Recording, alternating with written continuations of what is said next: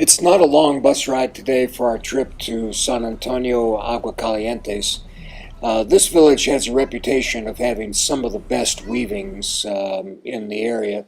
It's represented in the ladies' wapiles that they wear. They also have one of the prettiest parks I've ever seen.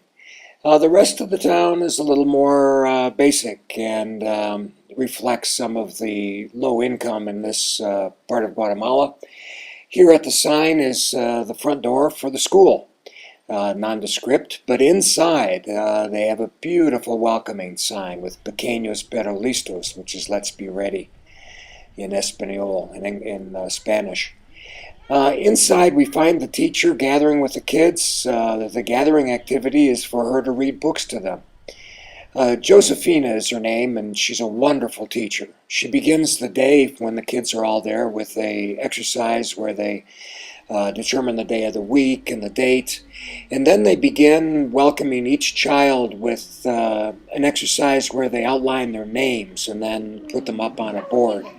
The rest of the kids continue reading from the books that they select during this exercise.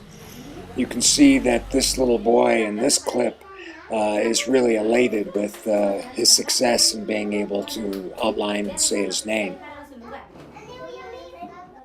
Next, she leads the kids in a little prayer. This is common in this part of Central America where people are almost all either evangelical or Catholic. Then she goes into an activity with the kids that is fun. She uses this as an opportunity to make a transition, which she does excellently. There's no time lost between activities here. As they go outside and do some more gross motor skill activities. When they come back in, it's all fine motor skills. There's exercise in which she is making bracelets for the kids. They spend about 10 or 15 minutes in this process with us helping them to get these little straws that they've cut up to use as beads. And then they proudly display their bracelets that they have made with the little straw pieces and a piece of yarn.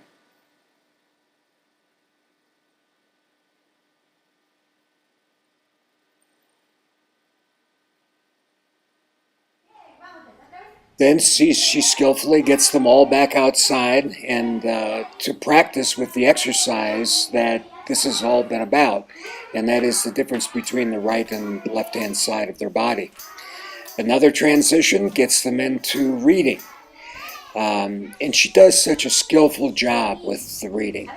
You can see in the animation of her process and her attention to the kids, her dramatization of the book are all combined to make it a great experience for the kids. It turns out that the lack of books in Guatemala have been a real stumbling block. The teachers don't know how to use the books effectively, and of course they don't have books in their classroom to keep a variety of books, nor do they have books that can be grouped into a theme that they can teach for a particular week or a particular month. Josephena is excellent at the process. You can see how the kids are engaged at this point after about 5 minutes into this book. They're literally coming out of their seats to be able to get closer and be engaged in the story. So that's the story here today.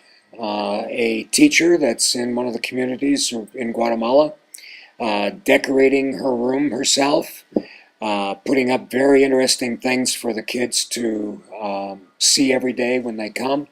And moreover, she's using the supplies that we brought and also the techniques that we've taught her that augment the new national curriculum here in Guatemala, and provides a learning experience for the kids where they're excited, where they're comfortable with numbers and letters and books and prepared to go into the first grade.